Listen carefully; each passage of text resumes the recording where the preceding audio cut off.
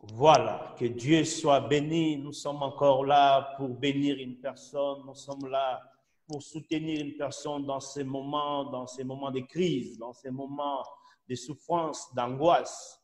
Et nous avons fait un choix. Notre choix, c'était la prière et la parole. Voilà pourquoi nous avons créé cette plateforme pour inviter les hommes de Dieu, parler de la part du Seigneur. Aujourd'hui, nous avons l'honneur d'avoir avec nous un grand homme, un apôtre. Il est au milieu de nous. Nous le voyons dans nos petits écrans.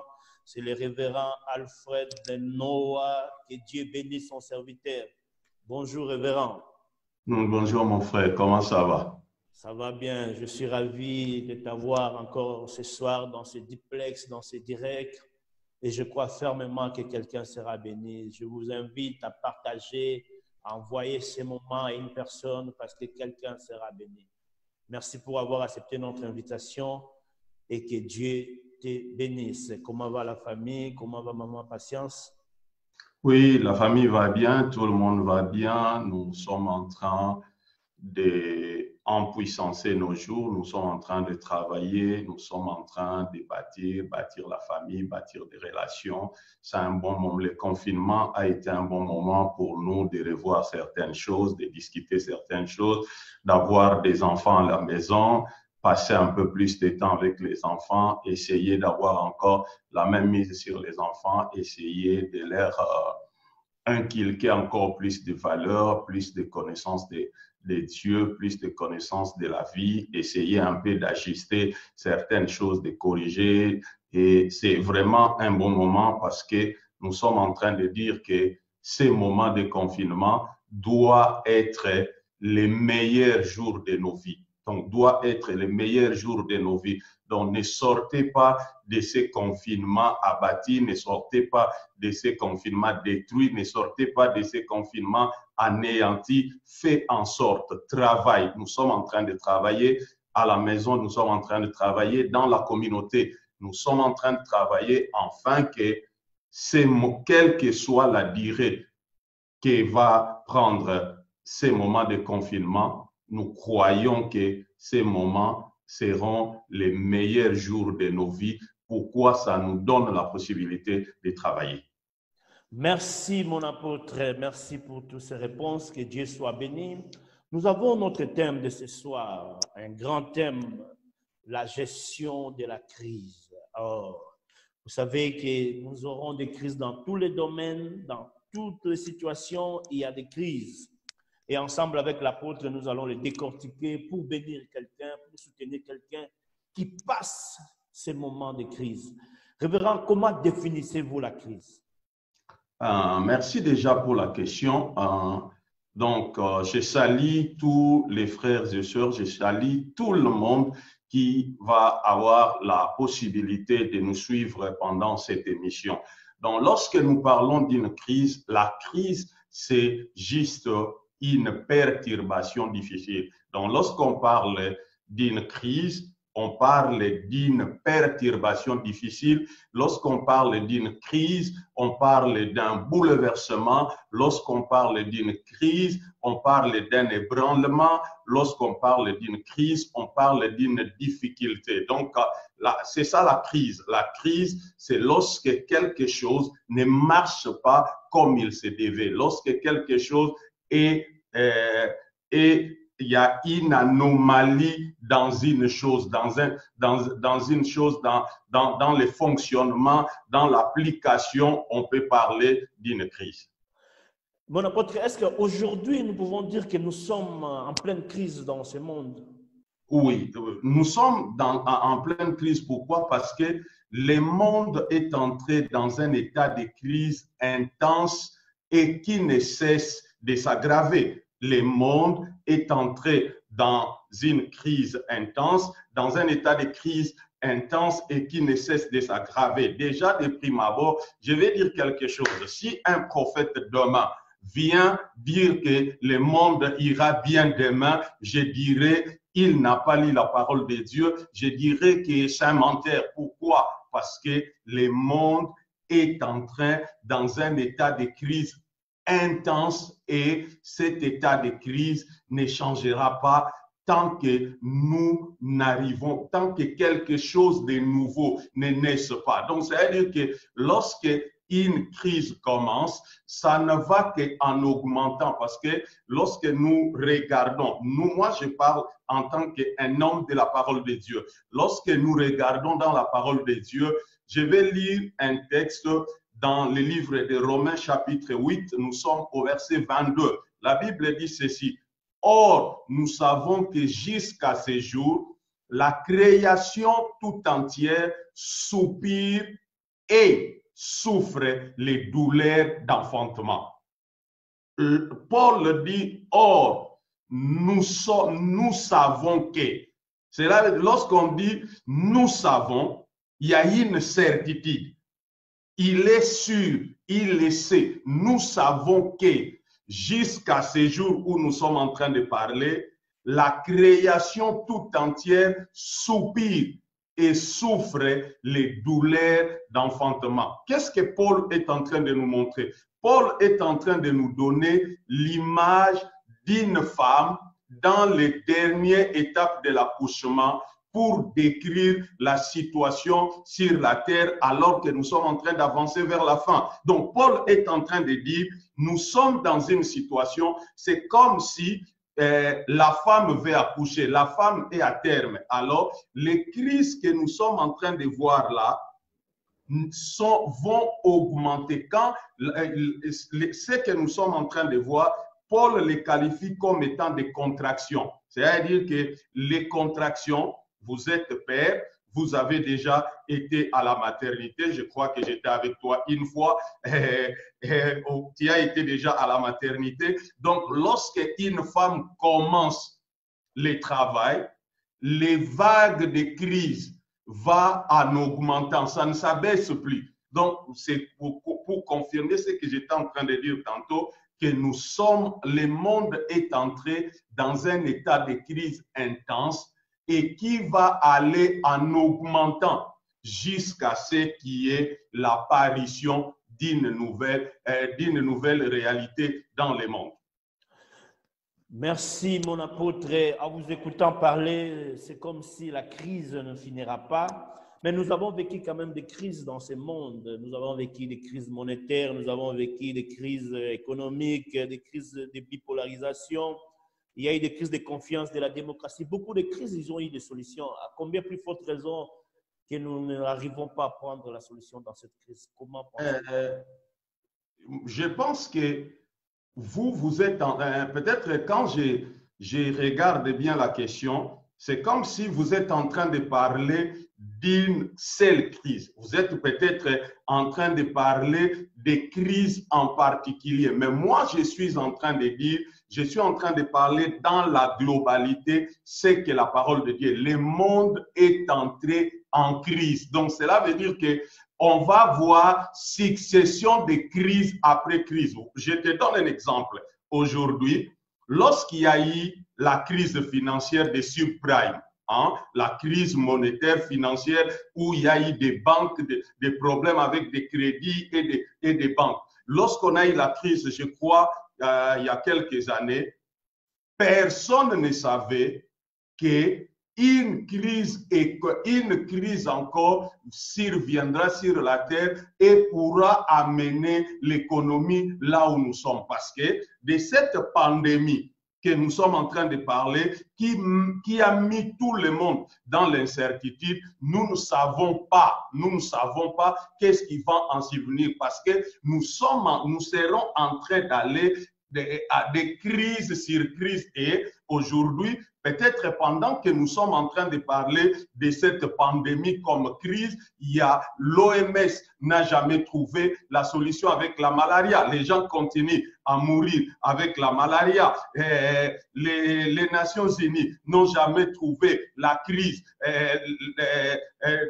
la solution avec la crise qu'on a, par exemple, au Congo. Il y a des guerres partout. Il y a des océans qui sont en train de mourir. Il y a des crises de l'immigration qu'on a voulu, qu'on a créé résoudre les problèmes d'Iran. Mais aujourd'hui, peut-être la pandémie a mis un voile, un voile devant pour qu'on ne voit pas d'autres crises. Le monde est en crise. Il y a des solutions, des petites solutions, mais le monde est en train d'aller de crise en crise. Mais maintenant, le problème, c'est que pour nous qui lisons la parole de Dieu, nous devons d'abord bien cerner la crise et mieux la définir. Parce que lorsque vous parlez de crise, pour solutionner une crise, il faut connaître l'origine de la crise, il faut connaître qui est derrière la crise. Parce que si on ne connaît pas l'origine de la crise, on va traiter les conséquences de la crise, mais on n'ira pas toucher qu'est-ce qui est derrière le voile. Parce que Paul est en train de dire que non, nous savons que jusqu'à ce jour, la création tout entière soupire et souffre les douleurs de l'enfantement. C'est-à-dire que lorsque les douleurs de l'enfantement commencent, parce que regardez, aujourd'hui, même au niveau de cette pandémie, les gens sont en train de parler d'une crise apocalyptique. Donc, si les gens parlent déjà de l'apocalypse, donc l'apocalypse traite les événements de la fin. Donc, ça veut dire que les crises annoncent quelque chose et les douleurs d'enfantement annoncent la naissance. Et on ne peut pas parler de crise si on ne va pas d'abord dire l'origine de la crise, parce que jusqu'à aujourd'hui, on nous parle d'une pandémie qui a commencé en Chine, mais il y a ceux qui sont derrière la théorie du complot, disent c'est les Chinois, les autres disent c'est à cause de la 5G, de la technologie 5G, on dit beaucoup de choses, d'autres disent c'est le diable, mais est-ce que nous, en tant qu'Église, au moment où nous sommes en train de parler, peut-on dire réellement c'est quoi la source des crises que nous sommes en train de vivre sur la terre? Voilà un peu ma façon. Merci mon apôtre Alfred Noah. Nous passerons de bons moments dans ces duplexes. Mais révérend, nous sommes d'accord avec vous que la pandémie est une crise actuellement. Maintenant, si nous croyons comme ça, est-ce que, comme nous ne savons pas encore la source, et je ne crois pas que nous allons le savoir, quelle est votre pensée aussi longtemps que nous ne savons pas la source, c'est-à-dire que nous n'aurons pas la solution? Donc, vous croyez que cette pandémie restera jusqu'à l'infini? Il n'y aura pas une solution? Non, je ne sais pas qu'est-ce que vous définissez par solution, parce que là, on a dit nous sommes en pleine crise. J'ai défini la crise comme un ébranlement. Maintenant, peut-être pour ceux qui ne sont en train de nous suivre, humainement parlant, on dira que non, nous ne sommes pas au courant de l'origine de la crise. Là, c'est les informations de TV5, de France, de la RTBF. Mais si nous voulons vraiment connaître l'origine de la crise, nous devons aller écouter la radio du ciel. Nous devons aller écouter la radio de Dieu. Nous devons aller chercher Dieu pour que Dieu nous dise qu'est-ce qui est à l'origine des crises. Et je donne un verset. Révérend, avant que vous nous donniez le verset, il faut faire très attention dans ce que vous êtes en train de dire. Radio de Dieu, la télévision de Dieu. Vous savez qu'il n'y a eu aucun prophète qui est capable de nous expliquer jusqu'à maintenant. Je crois que peut-être vous aurez une explication claire qui va aider. C'est parmi même mes questions de la fin.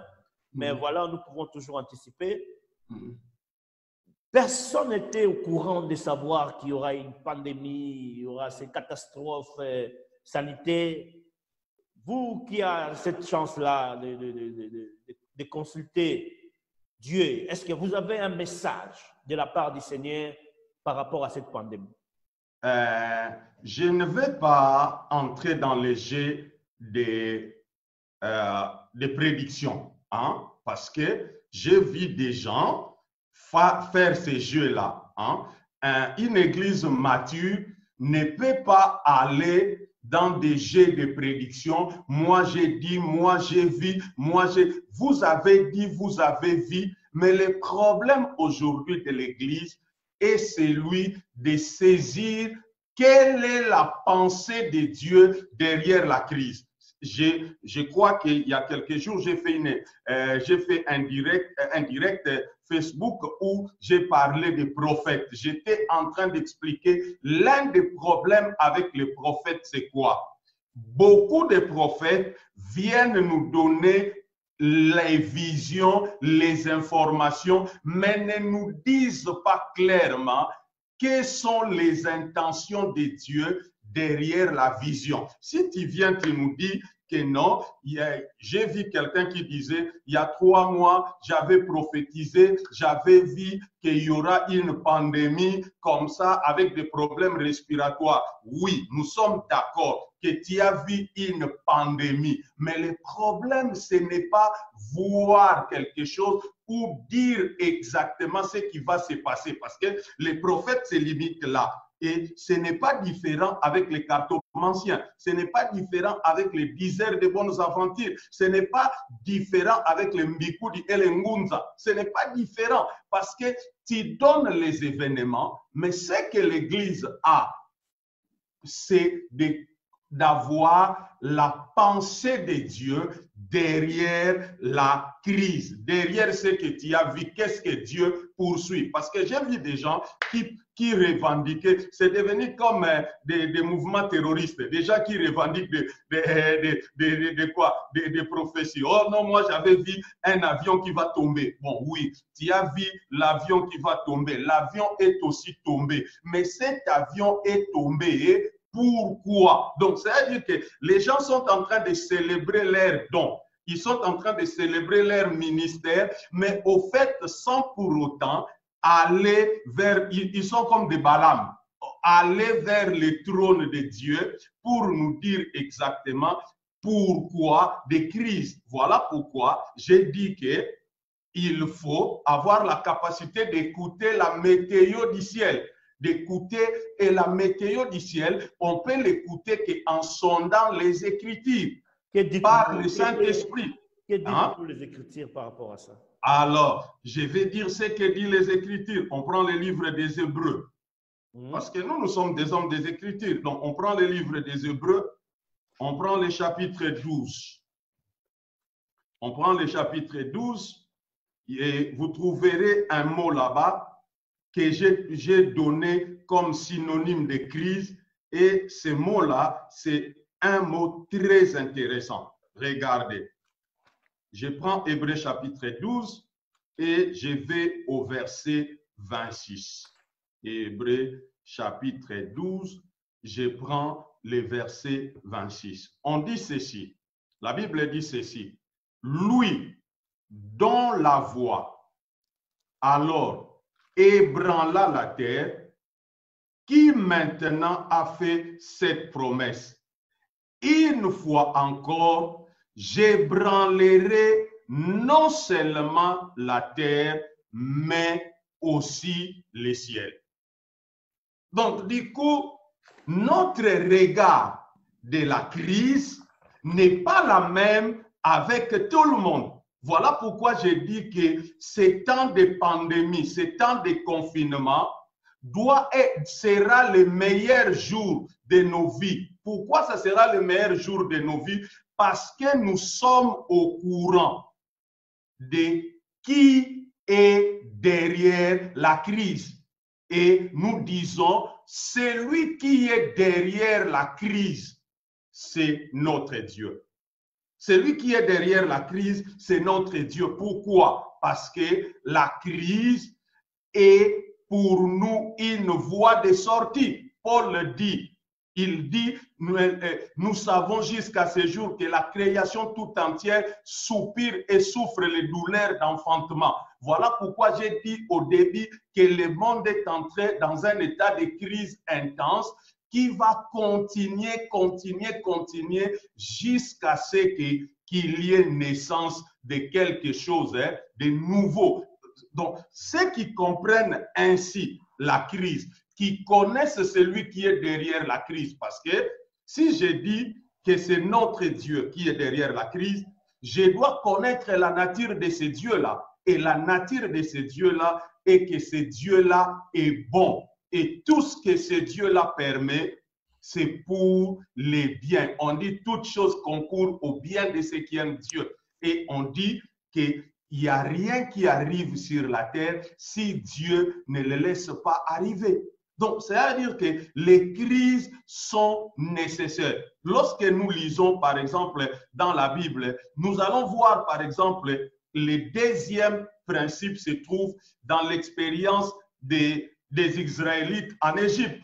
Lorsque les 10 plaies ont commencé, lorsque tu lis Exode, chapitre 8, verset 9, Moïse est allé voir les enfants d'Israël pour leur parler de départ. La Bible dit, ils n'ont pas écouté Moïse. Pourquoi ils n'ont pas écouté Moïse? Parce que la crise était tout près de leurs oreilles qu'ils étaient incapables d'entendre la voix de Dieu. Ils étaient étouffés par la crise. Mais lorsque vous lisez plus loin, on verra qu'on dit les enfants d'Israël, après la crise, ont fait exactement ce que Moïse et Aaron leur ont dit de la part de Dieu. Pourquoi? Parce que la crise leur a changé, la crise leur a modifié, la crise leur a montré c'est quoi la famille, la crise leur a montré c'est quoi le leadership. Le problème, c'est que la première plaie, tous les scientifiques, si c'était aujourd'hui, hein, ce qui s'est passé en Égypte, si c'était aujourd'hui, les scientifiques trouveront des explications pour nous dire que non, c'est un phénomène scientifique, c'est un phénomène ceci. Il a fallu qu'on arrive au 10e plaie. Quand les premiers-nés des Égyptiens ont commencé à mourir selon la parole de Dieu par le canal de Moïse, c'est en ce moment-là, et les Juifs et les Égyptiens ont compris que Dieu était vraiment descendu lui-même. Le problème, c'est d'abord la définition de la crise et la compréhension de la crise. Donc, on ne peut pas gérer la crise de la même façon. Pourquoi? Parce que lorsque vous regardez, même parlons de cette pandémie-là. Cette pandémie-là a mis le monde sur un territoire inconnu. Même tout ce qu'on est en train de dire comme solution fait que des tâtonnements. Lorsque vous regardez, la crise actuelle est là, la crise actuelle a montré la vraie nature des systèmes de ce monde. Pourquoi? Parce que tous ceux qui se présentaient sur la terre comme puissants se sont révélés faibles. Tous ceux qui se présentaient sur la terre comme sages se sont vus insensés devant la crise. Tous ceux qui se présentaient sur la terre comme étant la vue, la connaissance, se sont présentés comme l'aveuglement. Alors, si nous prenons ce que nous voyons là, comme si c'était Dieu qui nous parlait, comme une alerte pour l'Église, alors la voix de Dieu nous dit, sortez du monde. Sortez de ce système. Ne vous accrochez pas à ce système parce que ce système ne représente absolument rien du tout. Mais ce système ne représente absolument rien du tout. Merci mon apôtre pour toutes ces paroles. Que Dieu bénisse sa parole. Mais apôtre, que direz-vous maintenant à quelqu'un qui nous suit maintenant là, qui est angoissé, qui est traumatisé par la crise? Une voie de sortie, un conseil, une orientation, un mot, dans tout ce que tu as compris, s'il faut rassurer un enfant de Dieu, qu'est-ce que direz-vous? Si je dois rassurer un enfant de Dieu, la seule chose que je dois lui dire, c'est de chercher à grandir, à devenir mature. Pourquoi? Parce que l'angoisse est liée à la non-connaissance de Dieu. Parce que ceux qui ont peur, tout simplement, c'est parce qu'ils ne connaissent pas leur Dieu et parce que regardez, mon frère Isaac, vous allez vous rendre compte qu'au moment où nous parlons, même les dirigeants de ce monde se tournent vers Dieu. On a vu des ministres italiens, quand c'était la cata en Italie, ils ont dit le système est débordé, il n'y a que Dieu qui peut donner la solution. Mais des gens là, parlant d'un Dieu théorique, un Dieu qu'ils ne connaissent pas. Ils parlent de la religion maintenant. Hein? Ils parlent de la religion, ils parlent d'un Dieu théorique. Alors que l'Église, nous avons un Dieu. Voilà pourquoi je ne dis pas, je ne dis pas que c'est Dieu qui est derrière la crise. Je dis c'est notre Dieu. Cela veut dire un Dieu que nous connaissons. Jean chapitre 10, verset 10 dit, les voleurs viennent pour détruire, tuer, égorger, voler, détruire et tuer.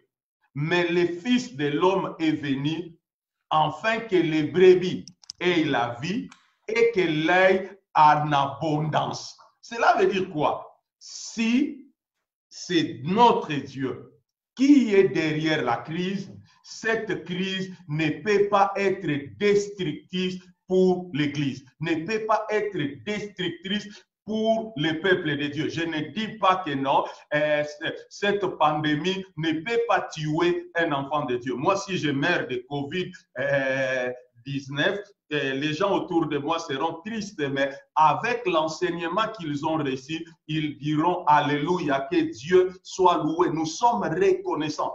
Cette crise nous pousse à être reconnaissants à Dieu. Pourquoi? Parce que nous savons que la crise est la porte de sortie. Nous avons l'analogie en Égypte.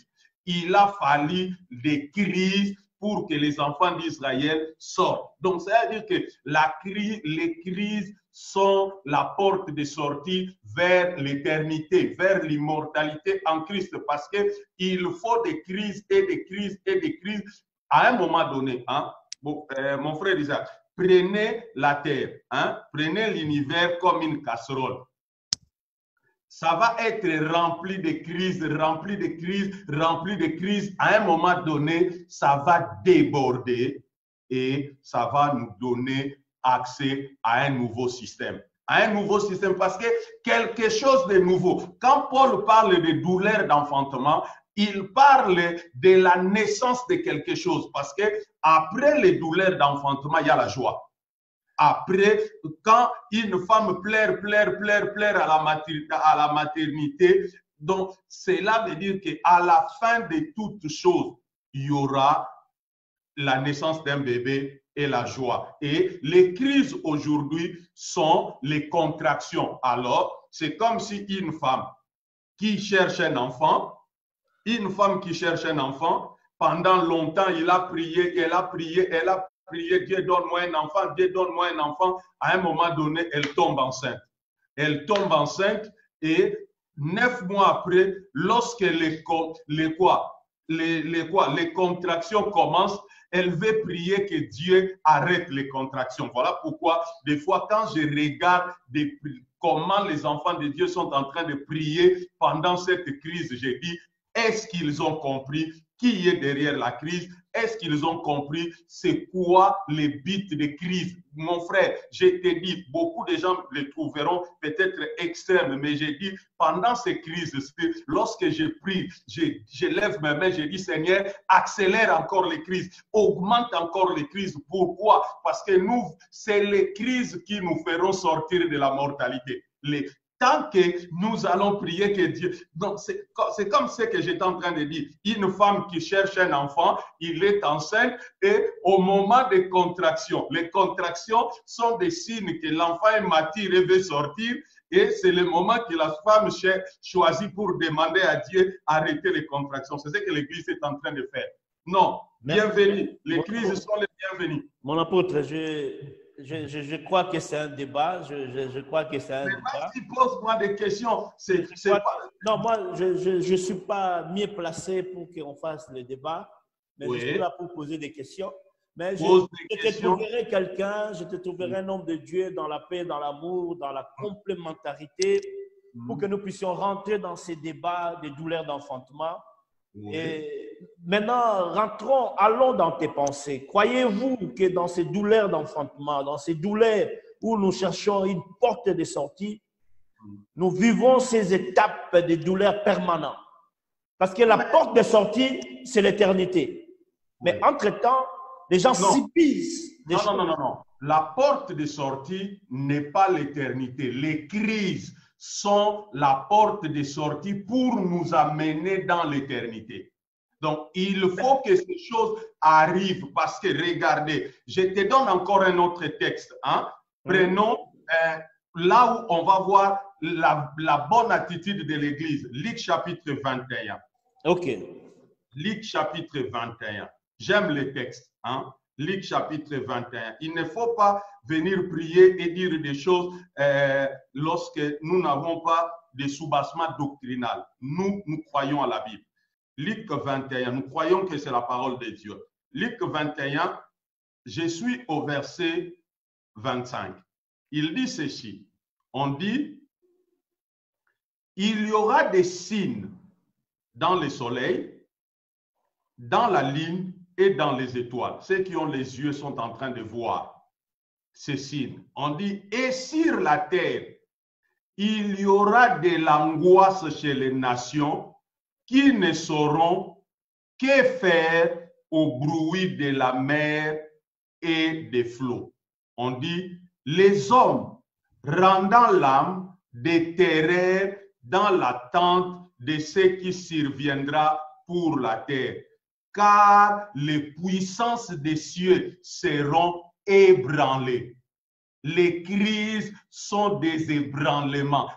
Les crises, c'est lorsque Dieu descend pour ébranler les puissances des cieux. Verset 27 a dit, alors on verra le Fils de l'homme venant sur une nuée avec la puissance et une grande gloire. Il dit, quand ces choses commenceront à arriver, verset 28, on dit, quand ces choses commenceront à arriver, la Bible dit, redressez-vous, levez vos têtes, car votre délivrance approche. On dit, quand ces choses commenceront à faire quoi? À arriver. Quand la terreur, quand la terreur, quand la peur, quand l'angoisse à cause des crises, à cause des pandémies, des épidémies, des guerres, on dit quand ces choses vont commencer à arriver, l'attitude de l'Église, ce n'est pas de faire la même chose que tout le monde. L'attitude de l'Église doit être celui de lever la tête. De lever la tête, pourquoi? Notre délivrance est quoi? Est proche. Nous sommes en train de partir. Nous sommes en train de partir. Notre délivrance est proche et nous devons comprendre ça très bien, mon frère. Parce que si on ne comprend pas ces choses très bien, on va essayer d'être des chrétiens qui vont à l'église, qui prient, qui chantent, qui font tout ce que les chrétiens font, mais qui sont en train de vivre comme des gens qui ne connaissent pas Dieu. Pourquoi? Parce que les crises vont continuer à mettre le monde dans un territoire inconnu.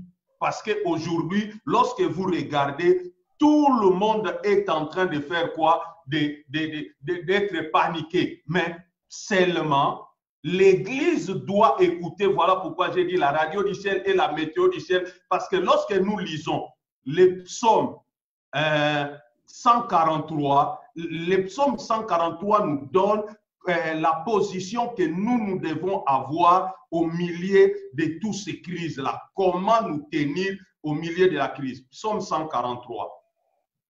Je lis Psaume 143. Très, très important. Psaume 143. Regardez. On dit ceci, versets 8 et 10. On dit, pendant que le monde, pendant que les rois de la terre, Job le dit, je donnerai ces versets-là après, pendant que les rois de la terre sont dans les tâtonnements, dans la confusion, ils ne savent pas que demain nous. J'ai écouté au Congo, dans mon pays, on disait même, on ne sait pas si le confinement là ira jusqu'en 2022. On ne sait même pas qu'est-ce que les gens vont manger. Pourquoi? Parce qu'on veut confiner les gens n'ont pas de quoi manger. Maintenant, on dit, dans ces conditions-là, David dit ceci, il dit, fais-moi dès le matin entendre ta bonté, car je me confie en toi. Fais-moi connaître les chemins où je dois marcher, car je lève mon âme à toi. Parce que la prière de l'Église doit être au milieu de tout ça. Seigneur, nous nous confions en toi. Nous nous lèvons en toi. Nous ne connaissons pas les chemins. Nous ne connaissons pas les chemins. Nous ne connaissons pas les chemins. Nous ne connaissons pas les chemins. Parce que le problème, c'est quoi? Il y a des contrastes. Lorsque nous lisons Psaume 46, on va voir, on montre des fleuves. On dit, d'un côté, il y a les eaux qui sont en train de détruire et de l'autre côté, Dieu est pour nous un fleuve qui est en train de rafraîchir. Donc, l'Église et Babylone, l'Église et le monde ne peuvent pas gérer la crise de la même manière. Aujourd'hui, le mal, c'est que nous voulons gérer la crise selon le monde. Et lorsque tu lis Job, chapitre 12, tu vas comprendre la vraie réalité que nous sommes en train de vivre au milieu de cette crise. Regarde ce que Job dit. Job chapitre 12. Job 12. Job dit ceci, verset 23. Job dit ceci. Il dit, il donne de l'accroissement aux nations et il les anéantit. Il donne de l'accroissement aux nations, mais il les anéantit. Et c'est ce qu'on est en train de voir. La force de la main de Dieu est en train de briser la force des nations. Il est en train de terrifier les cœurs de tous les hommes. Il est en train de neutraliser la puissance des systèmes de la terre. Il est en train de briser la corne des orgueillés. Job dit, j'étais en train de dire, le verset 23, il dit, il donne de l'accroissement et au même moment, aux nations, il les anéantit. Il dit, il les attend au loin, après, il les ramène dans leurs limites. On dit, il enlève l'intelligence aux chefs des peuples, il les fait errer dans les déserts sans chemin. Il les fait errer. C'est lui qui enlève l'intelligence. Regardez là où nous sommes maintenant. Hier, on nous parlait Union européenne, Union européenne, Union européenne. Pendant la crise, pendant qu'en Italie, la pandémie tuait, aucun pays d'Europe n'a envoyé de l'aide. On a fermé même les frontières. Mais nous sommes des Européens. Il fallait me laisser, si je ne sais pas me soigner bien en Belgique, que j'aille me soigner en France, que j'aille me soigner en Allemagne. Mais les rois de la terre, ici, les rois de la terre ne connaissent pas les chemins. Mais l'Église connaît les chemins parce que les crises sont les voies de sortie. Les crises sont les voies de sortie. Le problème, c'est que l'Église, voilà pourquoi, des fois, les gens pensent qu'on veut choquer les gens. J'avais dit, les messages de la prospérité. Hein? Ceux qui prêchent encore, vous allez voyager. Ils vont voyager comment? Les frontières les avions sont cloués au sol. Les messages de la prospérité et de bénis-moi ne peut pas soutenir une église au milieu de la crise. Parce que, regardez, on est au milieu de la crise, mais au milieu de la crise, Dieu pourvoit toujours un couloir de sécurité pour ceux qui l'appartiennent. Voilà pourquoi un bon chrétien, un bon enfant de Dieu, né de nouveau, qui connaisse Dieu, qui a une relation avec Dieu, ne peut pas être intimidé. Parce que, regardez, dès le premier jour où Dieu est allé voir Noé, il a dit à Noé, mon jugement, ma sentence est déjà prise pour la terre. Mais toi, tu as trouvé grâce à mes yeux, bâti l'arche. Ce qui a sécurisé Noé, c'était ce qu'il était en train de faire quoi? De construire. Cela veut dire faire la volonté de Dieu. Au milieu de la crise, l'Église ne doit pas regarder la crise. L'Église doit regarder ce qui est derrière les voiles. Aller au-delà du voile. Révérend, dis aux enfants de Dieu quelle attitude ils doivent avoir L'attitude qu'ils doivent Qu'est-ce qu'ils doivent avoir. voir? Parce qu'ils sont angoissés. J'ai compris. Vous avez tout expliqué. Ils ont compris que c'est la parole. L'attitude qu'il doit avoir, c'est que c'est la prière, c'est l'intercession. C'est quelle attitude vous recommandez aux enfants de Dieu? Hein, c'est dire de les dire, on ne fait pas l'entraînement les jours de la compétition. Ça, c'est le problème de l'Église. Parce que maintenant, on parle de quelle attitude qu'on devait avoir alors que l'Église devait être préparée. Regardez, l'Église devait être préparée à surpasser les crises. Parce qu'aujourd'hui, dis-moi, quand tu parles de la prière, aujourd'hui, ce que l'Église a besoin, c'est la foi en Dieu.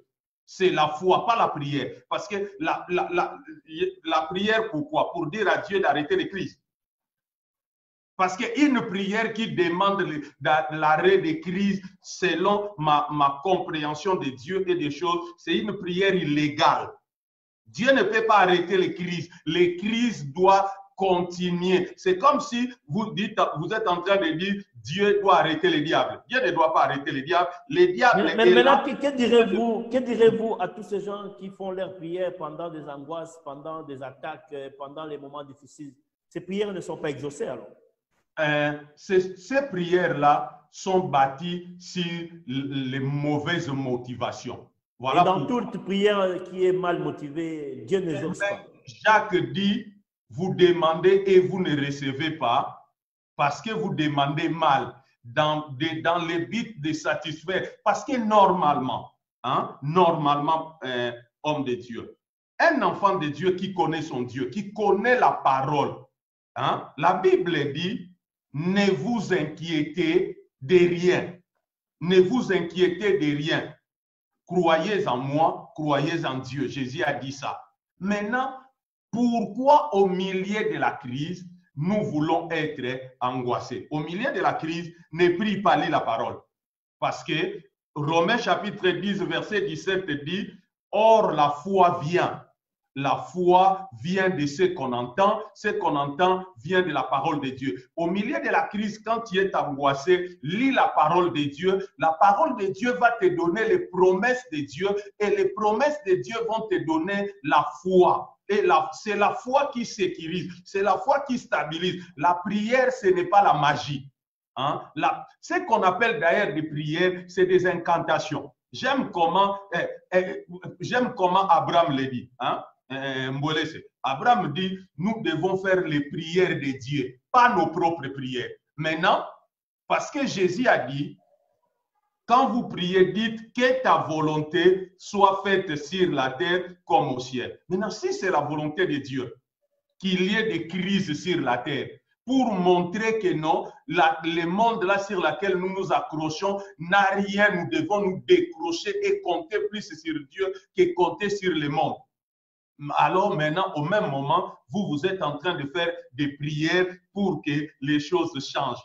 Bon, regardez, on dit dans le royaume des aveugles, les bornes, il est quoi? Roi. Le problème, c'est quoi? On n'a pas pris le temps d'éduquer l'Église et pendant les crises, on jette l'Église dans les prières.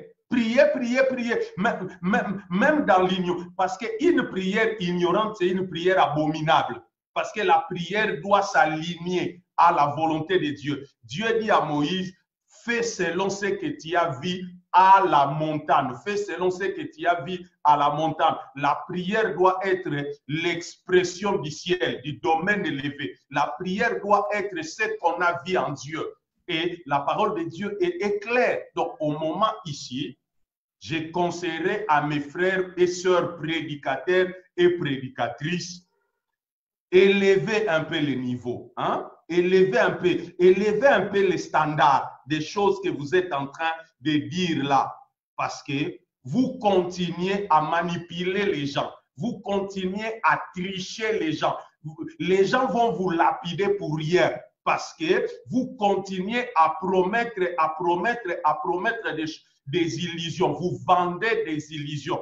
Arrêtez de faire prier les gens contre la crise. Non, arrêtez. Parce que cette crise-là, va amener une autre crise économique. Et cette crise économique risque d'amener des crises familiales. Ces crises familiales risquent d'amener des divorces. Donc, cela veut dire que la pandémie là que nous voyons, ça va gérer d'autres crises.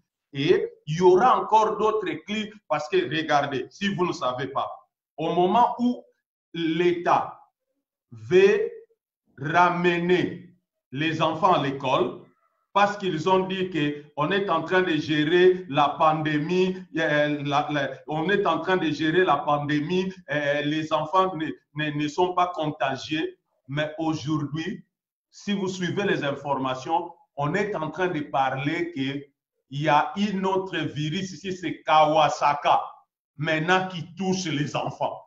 Donc, c'est-à-dire que les gens sont en train de tâtonner. Donc, on n'est pas sorti de l'auberge. Et les Espagnols, par exemple, ont prolongé encore le confinement de 15 jours. Et il y a des virologues qui sont en train de dire qu'une deuxième vague de corona n'est pas inévitable. Mais regardez, par exemple, ce qu'on a dit par rapport en Afrique. Hein? Pour voir que Dieu est derrière ces choses. Regardez ce qu'on a prophétisé comme catastrophe concernant l'Afrique. Aujourd'hui, l'Afrique est en train de bien passer cette crise-là par rapport aux pays à nos pays qui avaient des structures sanitaires équilibrées, stables, avaient de l'argent. L'Afrique est en train de bien traverser cette crise. Donc, nous sommes en train d'appeler l'Église à la maturité. Amen.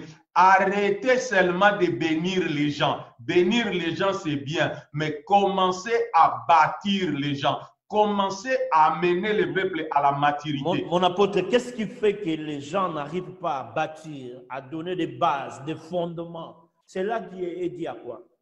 Cela est dit à la mauvaise culture globale de l'Église. Aujourd'hui, la culture globale de l'Église est liée à « j'ai fait mon ministère ». Les gens font le ministère et confondent faire le ministère à bâtir les gens. Regardez, le ministère c'est Éphésiens 4, 11. On dit « Il nous a donné certains frères comme apôtres, comme prophètes, comme évangélistes, comme pasteurs et docteurs. » Maintenant, on dit, au verset 12, on dit, tous ces dons nous ont été donnés pour le perfectionnement des saints. Maintenant, les pasteurs ont décidé de se soustraire. J'étais avec toi, un de nos amis m'a dit, il dit, nous on prêche Jésus, vous prêchez les gens. Donc, c'est-à-dire que et ils sont des féticheurs, quoi. C'est-à-dire qu'ils bénissent les gens, ils guérissent les gens, mais la vie des gens, ça leur importe. Paix. Continuez à guérir les gens comme tu veux. Continuez à délivrer les païens comme tu veux. Tu croiras que tu es en train de servir Dieu alors que c'est le diable qui te donne du travail.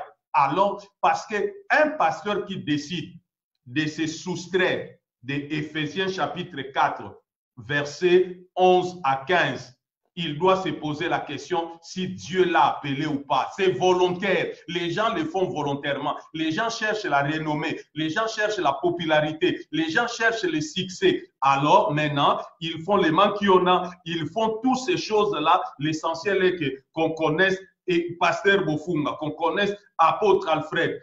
Qu'est-ce que j'ai à faire avec qu'on me connaisse ou qu'on ne me connaisse pas? Déjà, ma femme me connaît, mes enfants me connaissent, ça me suffit. Et puis, l'état civil de la Belgique me connaît, ça me suffit. Donc, je ne cherche pas à être connu. Le ministère, c'est prendre le peuple quelque part et les amener quelque part. Prendre le peuple dans un état d'enfant et les amener dans une position de maturité, dans une position. Et la maturité, c'est un processus pour devenir comme Christ, parce que la Bible parle d'atteindre la stature parfaite selon Christ. Mais comment les gens peuvent aller là-bas si on joue à l'église, Si on prêche des prédications de 20 minutes, 30 minutes, on passe le temps à faire tomber les gens, à leur mettre de l'huile, à leur donner des prophéties, à manipuler, à tricher, tout dans le but d'avoir l'argent. Donc aujourd'hui, l'Église, c'est quoi? C'est l'argent, la popularité, la masse. Parce que aujourd'hui, les gens, on les appelle des daddies. Hein, des pères, mais des pères qui manipulent, qui trichent, qui volent leurs propres enfants, qui volent l'argent de l'Église. Et on appelle ça Église. Cette Église,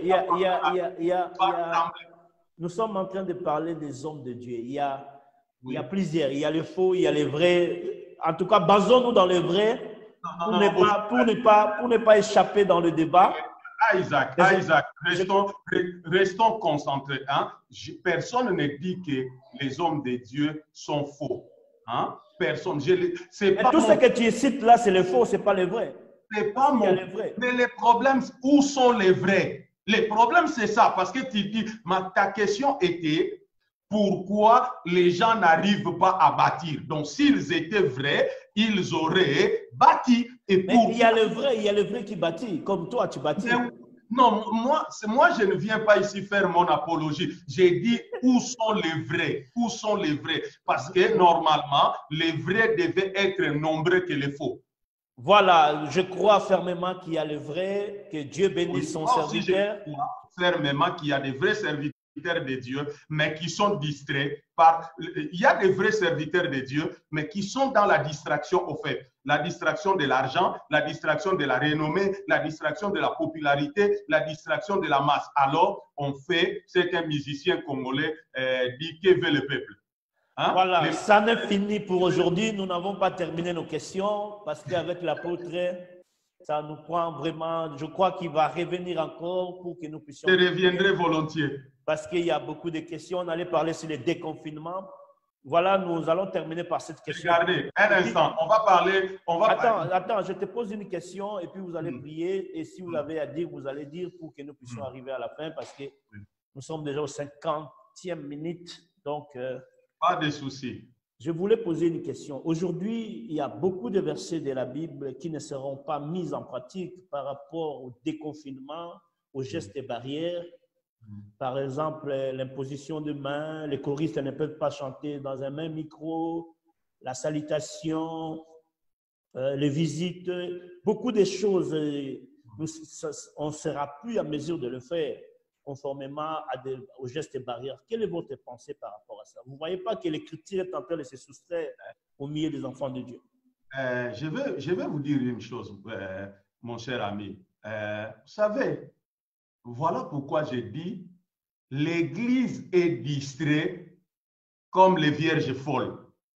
Parce que une Église consciente, hein, mon frère, une Église consciente, une Église qui avait une bonne lecture prophétique avait déjà pris conscience de ces choses et l'avait déjà préparé. Si je vous donne les vidéos de nos cultes, par exemple, d'il y a 1 année et 6 mois, il va voir que nous avons déjà anticipé ces choses-là, où on faisait des cultes sans chorale. Cela veut dire quoi? On vient, on projette dans le tableau des audio PowerPoint. Cela veut dire qu'il y a des chansons qui chantent avec des paroles, des musiques, et toute la communauté est en train de faire quoi? De chanter. Vous savez, Bofunga, on était avec vous, on discutait lorsqu'on parlait des histoires des pasteurs qui prêchaient en vidéoconférence parce qu'ils étaient absents dans leur église. Beaucoup de nos frères combattaient cela, mais aujourd'hui, ils sont en train de prêcher sur Facebook. Et alors que nous, on utilisait déjà Zoom il y a plus de 3 ans pour faire des réunions d'église. C'est-à-dire que je pouvais être n'importe où dans le monde. Les dimanches, je prêche à l'église, je connecte l'église avec là où je suis. Il suit le même message que moi. Aujourd'hui, on n'avait plus besoin des problèmes, les frontières sont fermées, de déplacer les prédicateurs. Cela veut dire quoi? Pendant un dimanche, on a besoin d'un prédicateur, on lui dit enregistre ton enseignement. Il enregistre son enseignement, il nous envoie la vidéo. Les dimanches, on vient, les membres sont contents, on met la vidéo, on suit la prédication, on fait l'interaction. L'Église doit être à la page. Quand j'ai parlé, j'ai dit que non, notre Église ne pourra pas servir cette génération si l'Église ne se met pas à la page. Les aveugles qui ne voyaient pas disaient comment la Bible doit être. Non, c'est l'Église qui doit se mettre à la page par rapport à la société dans laquelle il est en train de vivre. Nous, on a anticipé, je vous dis. Donc, c'est-à-dire qu'on fait des choses comme... Donc, la pandémie, là, ça nous a même pas touché. Donc, c'est comme si rien n'était. Il y a qu'on ne se voit pas physiquement. Maintenant, concernant ce qu'on parle d'imposition des mains, pourquoi on ne doit pas imposer les mains? Qui a dit ça? Si je vais imposer les mains, la semaine passée, j'avais un enseignement avec quelqu'un qui nécessitait l'imposition des mains. Je lui ai imposé les mains. Cela veut dire quoi? J'ai des masques dans mon bureau. Regardez, j'ai des masques. Donc, j'ai pris un nouveau masque. J'ai pris des gants. J'ai mis des gants et puis je lui ai imposé les mains. Je lui ai imposé les mains. C'est des gestes et barrières qu'on doit... Il y a des gens qui vivent dans la même maison. Toi, tu dors dans le même lit avec Charmante. Où sont les gestes et barrières? Tu peux imposer les mains à Charmante. Donc, il y a des gens Moi, je vois des gens qui travaillent ensemble, des policiers, sans masque, sans même des gants, dans la même voiture, dans le siège avant, ils sont en train de parler, ils sont en train de communiquer. Donc, ça veut dire qu'on ne peut pas aller à l'extrême. Nous respectons les gestes et barrières, mais en utilisant les moyens pour ne pas nous infecter les uns les autres. Je pense que... Voilà, ça n'est fini pour aujourd'hui. Nous allons reprendre l'apôtre Alfred Noah pour de prochaines émissions. Que Dieu bénisse son serviteur. Une courte prière pendant ces moments, ça va nous aider pour tous ces gens qui nous ont suivis. Et je crois que Dieu a enseigné une personne. Je prie. Père, dans le nom de Jésus, je recommande ton peuple qui m'ont suivi ce soir. Je suis en train de prier dans le nom de Jésus. Ouvre les yeux de ton Église. Ma prière pour toi, devant toi, Seigneur, que les écailles tombent des yeux de ton peuple, qu'ils voient qui tu es exactement et qu'ils comprennent quelles sont tes intentions. Seigneur, nous avons parlé, mais nous savons que le consolateur, le paraclito, peut mieux parler à notre place. Seigneur, utilise ce que nous avons dit et sauve quelqu'un. Utilise ce que nous avons dit et sauve quelqu'un. Seigneur, maintenant, pour ceux qui sont dans l'angoisse, dans la peur, je prie que tu leur donnes le calme. Ils ont besoin du calme. Ils ont besoin du calme. Pourquoi? Parce que le calme est ancré dans la connaissance du Seigneur. Lorsque quelqu'un connaît Dieu, il est calme. Pourquoi ils ont besoin de calme? Parce que le calme permet que toi, Dieu, tu les conduises. Pourquoi ils ont besoin du calme? Parce que le calme est l'antidote contre la paix. Pourquoi ils ont besoin de calme? Parce que le calme libère une rivière de grâce qui nous donne la force et la joie. Seigneur, merci parce que tu l'as fait. J'ai béni ton saint nom. Grâce et paix dans vos maisons durant ces moments de confinement. Je vous aime beaucoup. Amen. Amen. Merci, mon apôtre Alfred Noah, pour toutes ces approches. C'est ça l'objectif. Et je crois que quelqu'un a compris et cela nous a fait du bien. Que Dieu vous bénisse et à la prochaine. Mes salutations à Maman Patience. Merci beaucoup et mes salutations aussi à ma chérie, ta femme, charmante. Elle est à côté de moi, ma tendre épouse. Elle vous écoute. Merci beaucoup. Allez. Merci. Allez. Bye bye. Bye.